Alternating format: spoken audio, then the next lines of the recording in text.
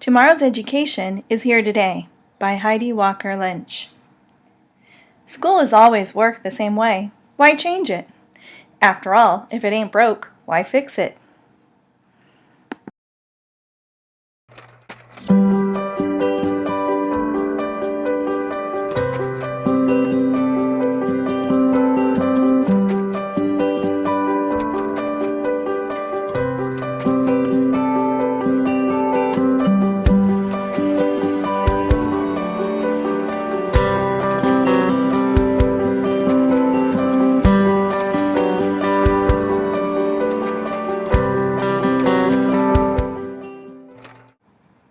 Our lives have changed. Shouldn't education? Our students use technology outside of school. Why not use it at school?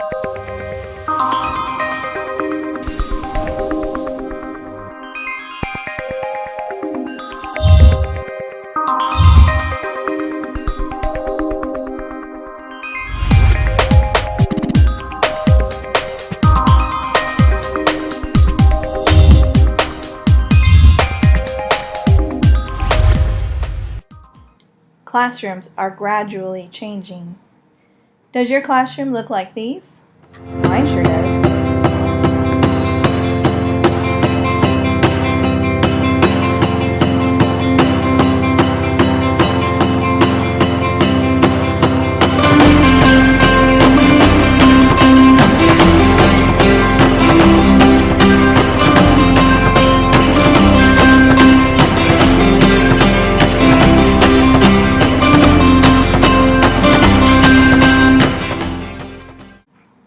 So how do we get our students to be 21st century learners?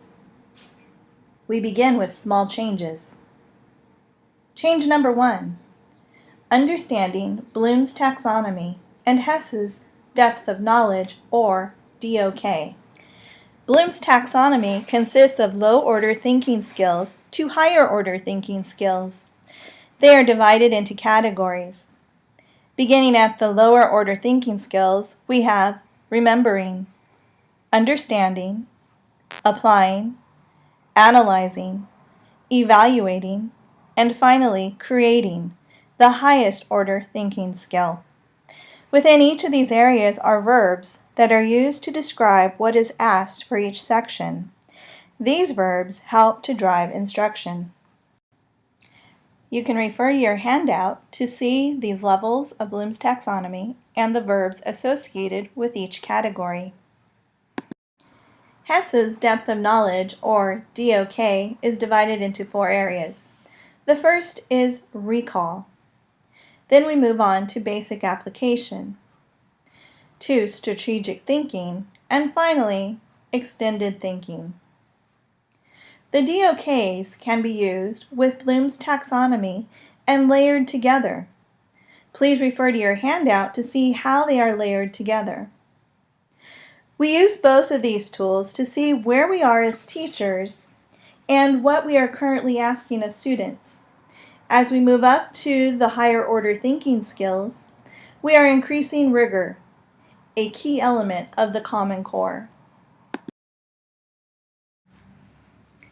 Change number 2, asking essential questions. Sometimes a well-asked open-ended question is better than a game of 20 questions. Remember to keep calm and focus on essential questions.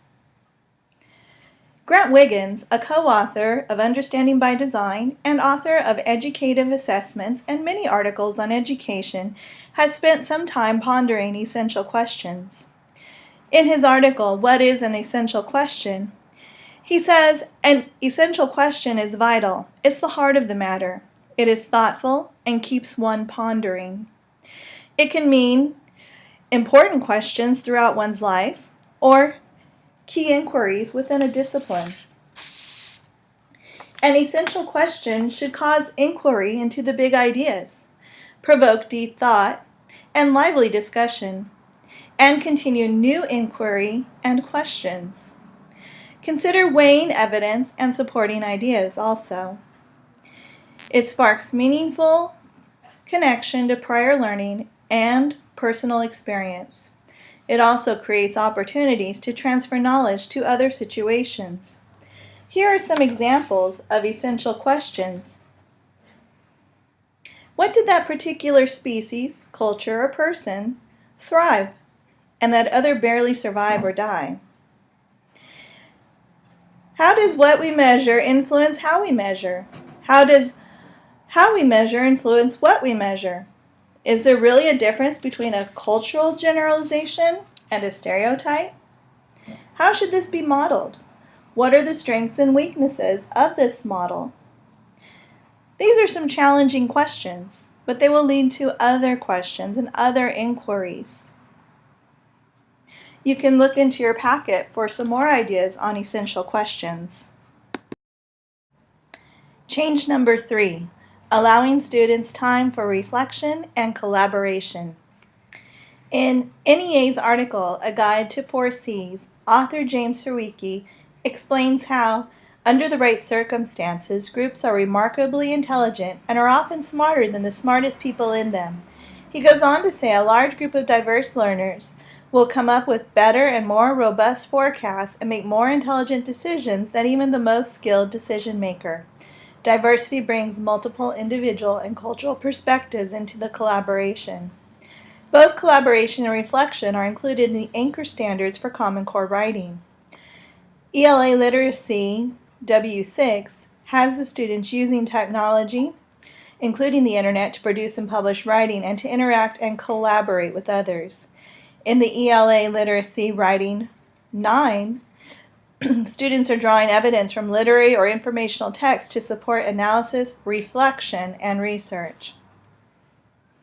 Albert Einstein said, "Insanity is doing the same thing over and over again and expecting different results."